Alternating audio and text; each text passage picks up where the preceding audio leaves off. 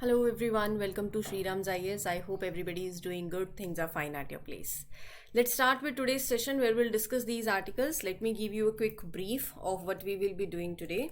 So we'll talk about Run Utsav, green deposits, climate change driving India's green economy, ये एक editorial रहा है जो आपके जीएस पेपर 3 से लिंक करता है.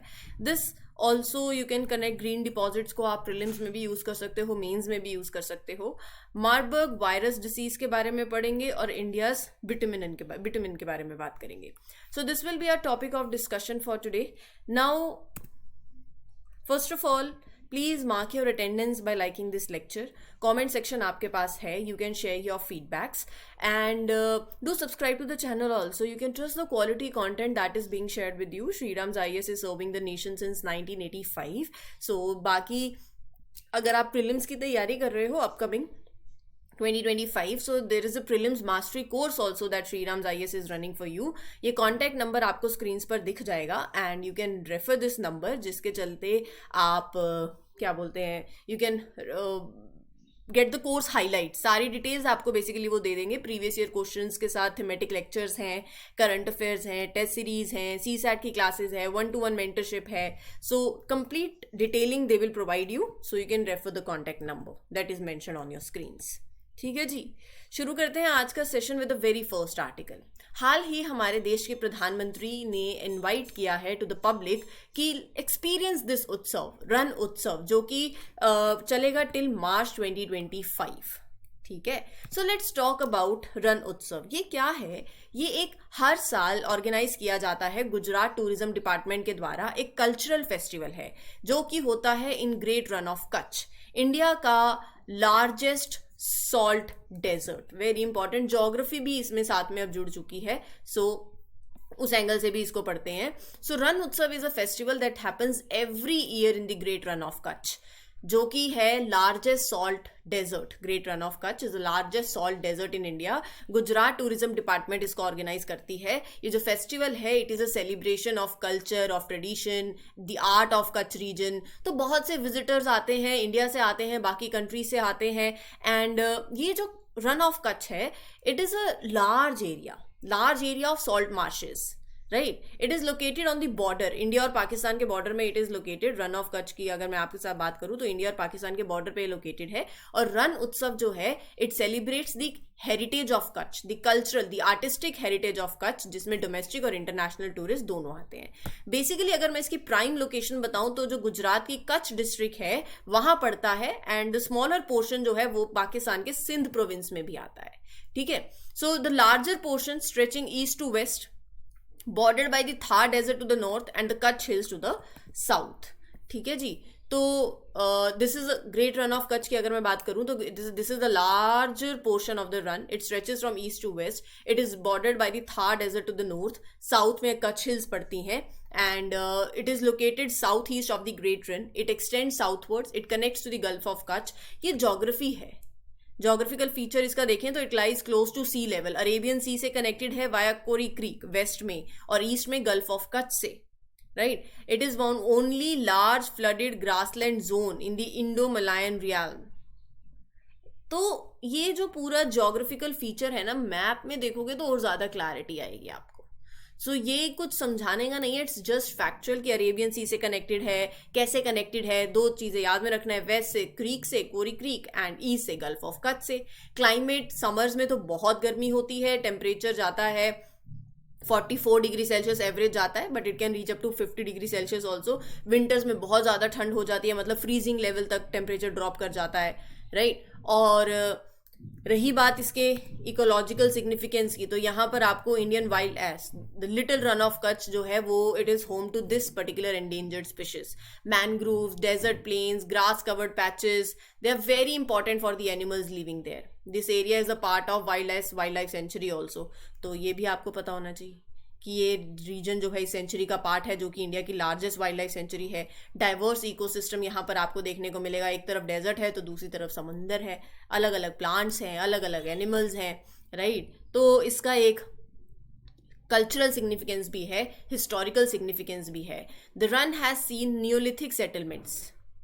तो यहाँ आपको नियोलिथिक सेटलमेंट्स यहाँ देखने को मिली हैं and later become a centre for Indus valley civilisation. तो हम देखो, पहले हम आर्ट एंड कल्चर में गए, पहले हम थोड़ा सा ज्योग्राफिकल एंगल देखा, अब हम चले गए हैं एंशिएंट हिस्ट्री में।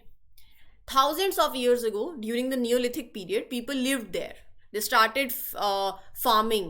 They started making tools. बाद में ये जो रीजन है, it became a part of this famous Indus Valley civilization, जो कि सबसे पुरानी civilization है, that is known for its advanced cities, trade, culture. Over the time, it was ruled by great Indian empires, जैसे Maurya empire है, Gupta empire है, right? तो काफ़ी emperor Ashok, golden age of India रही है Gupta empire.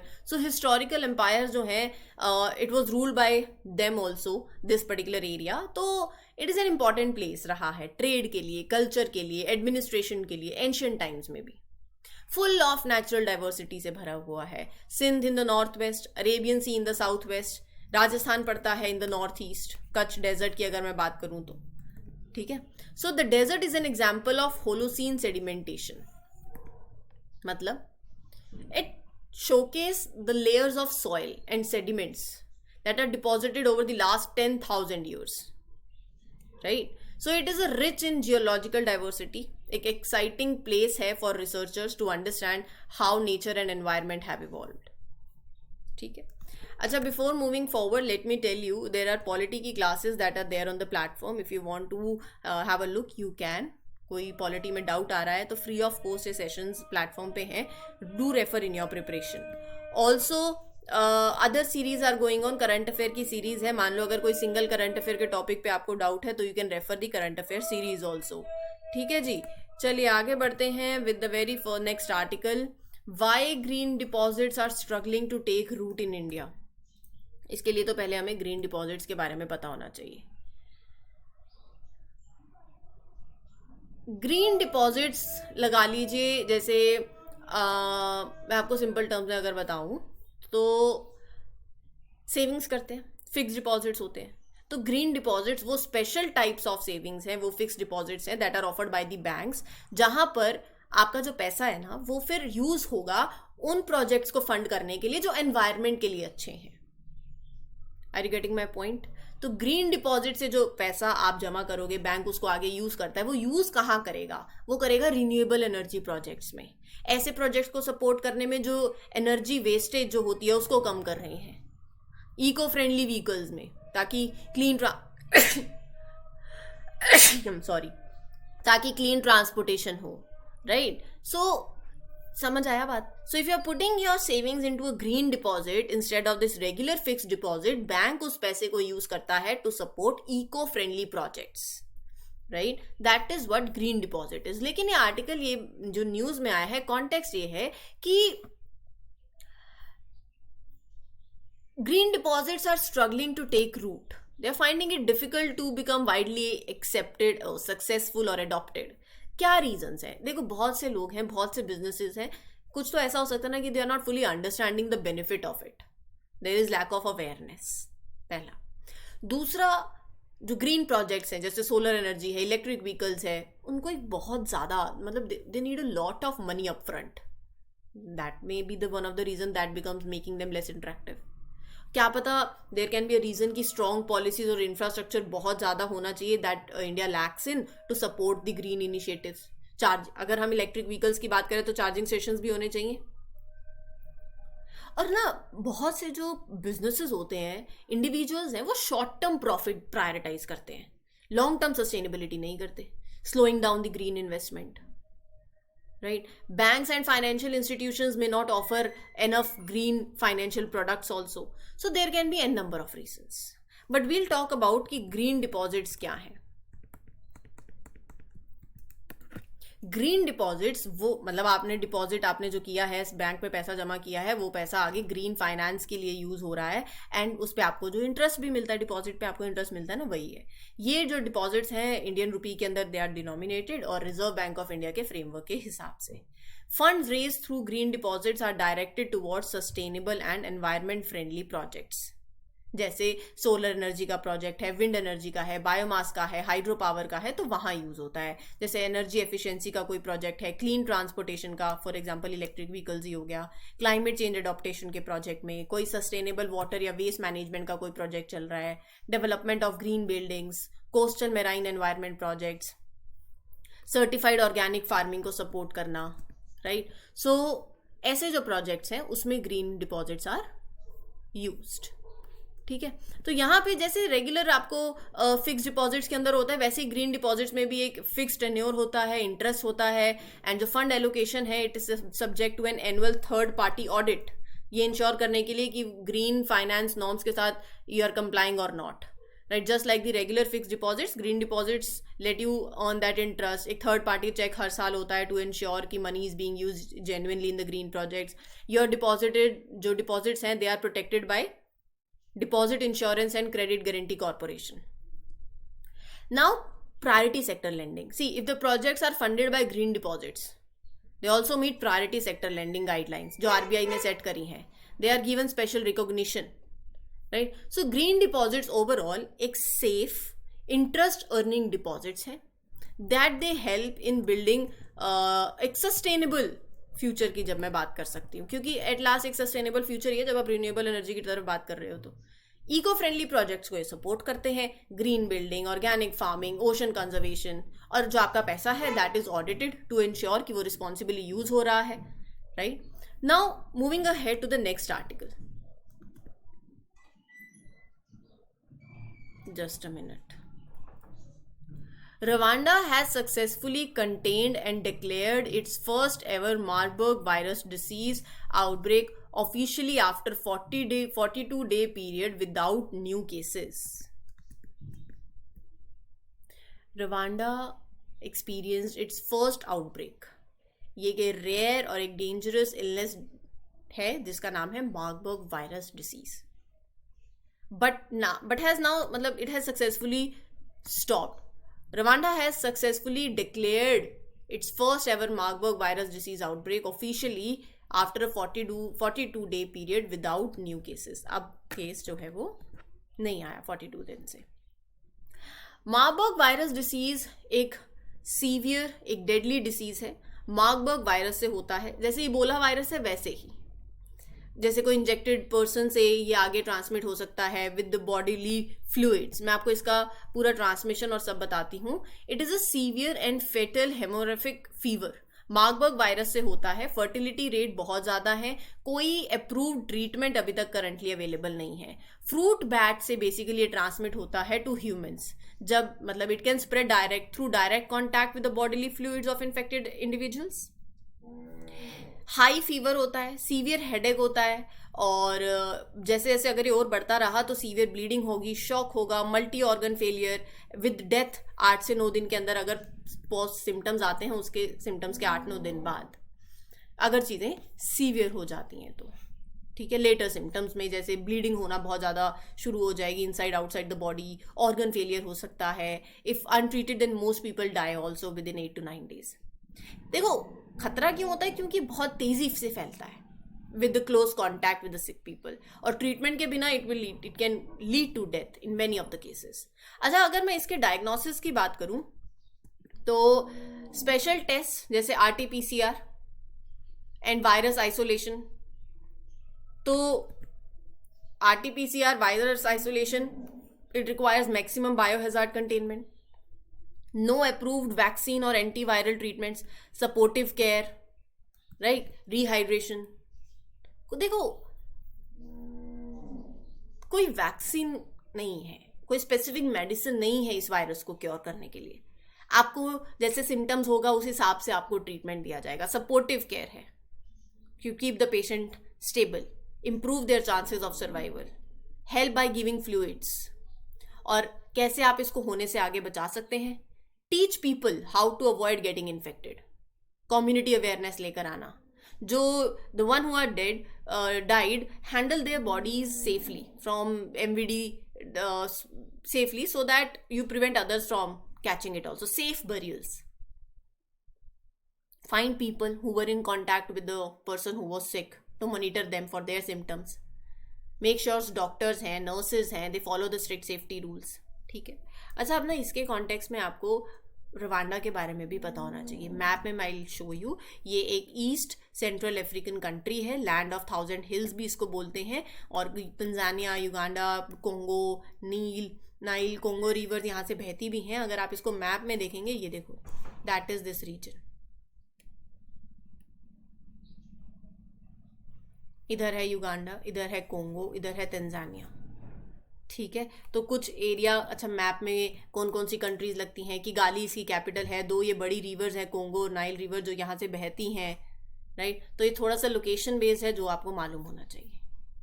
Now moving ahead with the next article, India का पहला biobitumen based national highway that was inaugurated on NH44 in Manesar, Nagpur, Maharashtra by the union minister Nitin Gadkari. तो India का पहला biobitumen based national highway was inaugurated. तो हमारे लिए इंपॉर्टेंट क्या हो जाता है, विदाउट एनी डाउट, बायोबिटुमेन के बारे में पढ़ना। ये बायोबिटुमेन एक स्पेशल टाइप ऑफ मटेरियल है जो कि रोड कंस्ट्रक्शन में यूज होता है। और कहाँ से आता है? Bio, from natural renewable sources, right, vegetable oil से, क्रॉप स्टबल से, एल्गी से, लिग्निन से, एनिमल मेन्योर से। तो जो ट्रेडिशनल बिटुमेन है उसका ऑल्टरनेटिव है ये। It is derived from the distillation of crude oil, ठीक है, बायो बेस्ड बाइंडर है। It is an alternative to traditional bitumen and it reduces dependence on petroleum also, obviously it will reduce, जो कि एक non renewable है, harmful to the environment. And since biobitumen is made from these natural materials, it can be replenished also, environment के लिए भी it is much better. Using बायोबिटुमेन in the road construction मतलब एक sustainable infrastructure की तरफ एक अच्छा पुश है, पॉल्यूशन कम होगा, एनवायरमेंटल इम्पैक्ट जो है ऑफ द बिल्डिंग रोड्स उसमें it is a step towards, क्योंकि इको फ्रेंडली मटेरियल है ना, राइट। तो इसका सिग्निफिकेंस क्या है? कार्बन फुटप्रिंट रिड्यूस हो रहा है, it reduces the carbon footprint. जो ट्रेडिशनल बिटुमेन है, it is made from crude oil which produces a lot of carbon emissions during its production. Biobitumen is made from renewable sources like plant oils, waste materials, right? Now इसके देखो green house gas emission भी कम है, एक ये भी बात हो जाती है। Bio bitumen is made from materials like lignin, crop stubble, जो लेफ्ट ओवर स्टबल बर्निंग भी नहीं होगी फिर, जो इससे कंसर्न्स आते हैं, राइट। क्रॉप वेस्ट यूज कर रहे हो आप तो हार्मफुल गैसेस तो रिलीज कम होंगी ना एनवायरनमेंट में, क्योंकि जो स्टबल बर्निंग जैसी प्रॉब्लम है वो भी सॉल्व हो जा रही है। इंपोर्ट भी कम होगा, एक तीर से दो निशाने, लोकली अवेलेबल मटेरियल्स यूज कर रहे हो आप, इंपोर्ट कम होगा, एंड इकोनॉमिक बेनिफिट्स भी हैं इसके। Bio refineries are there, bio bitumen नई अपॉर्चुनिटीज ही लेकर आएगा। बायो रिफाइनरी सेटअप करेंगे आप ताकि आप वेस्ट मटेरियल को you turn into crop stubble, wood into the bio bitumen convert करोगे। Farmers will earn more money from their agricultural waste also. So growing bio-refining industries will lead to more jobs, economic growth. India का bitumen situation देखते हैं।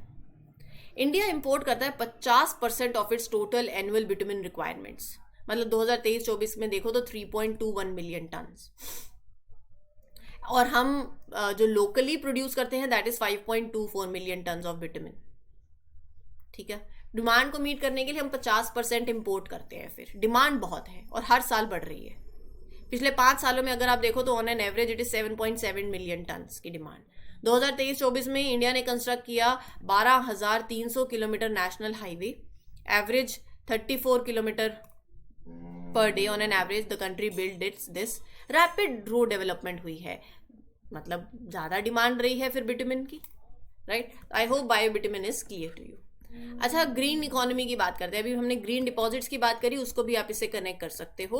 There was an article that was talking about green deposits, जो अभी भी discussed. So India का जो climate challenge है और जो राइज है of this new green economy, इसको साथ में कनेक्ट करते हैं।